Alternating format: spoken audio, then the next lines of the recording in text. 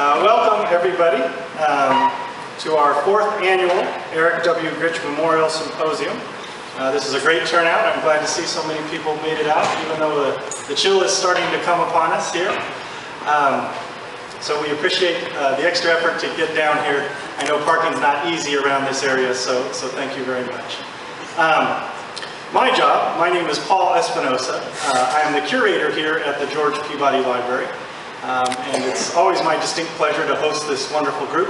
I always learn lots from these discussions. Again, this is the 4th time we're doing it here. And first of all, a few thank yous. When we came in this morning, the place didn't look like this.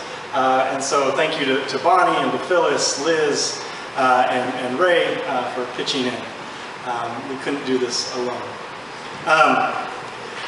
The reason we're here is all because of that one book right over there on the table. One day I was showing a group, a tourist, a tour group that came by, books in our collection. And this is Luther's famous September Testament from 1522, a first edition. Only 3,000 copies were printed, and not that many remain today. And so this is a very rare book.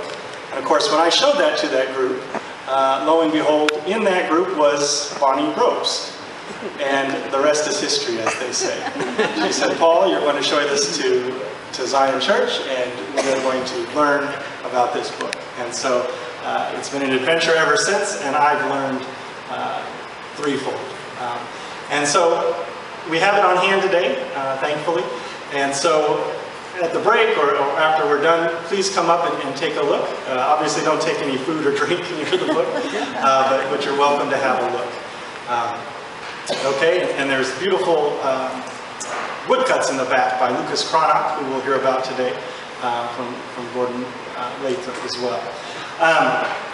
Now, what that meeting did with Bonnie was give me a renewed sense of purpose working here in the library. You know, this happens every once in a while, right?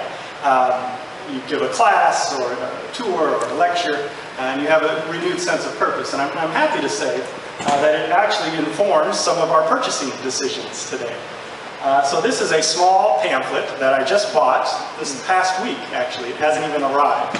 Otherwise, I'd have it out for us. But this is the title page. And this is Luther's, those of you that can read German, Luther's sermon on unholy or unrighteous mammon, so goods and gifts and riches, right? But the main reason I bought this pamphlet was for this one small illustration here in the corner. Can everybody see what that is? It's a printing press, right? And this is the insignia Johannes Grunenberg, one of Luther's earliest printers there in Wittenberg. And you can see Grunenberg is taking pride in his profession already, showing this little printing press. And of course, this revolutionizes everything for Lutheranism, for Luther's message as well. And all these different animals and depictions are allegories for lots of different things. My favorite is probably this figure here. Does anybody know what this is? This is, I'm going to pronounce this incorrectly, but die Schwärmer, the enthusiasts, the zealots. And it's the same word for what bees do. They swarm, right?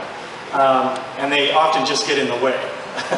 And so Luther, and actually Eric Gritsch has written about Luther's contempt for these enthusiasts, right?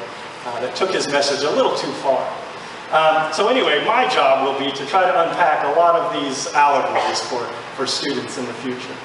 And again, this is the best part of working with this material. Okay, well, with that, I would like to turn it over to Randy Donaldson, one of our board members, to introduce our first speaker. Okay?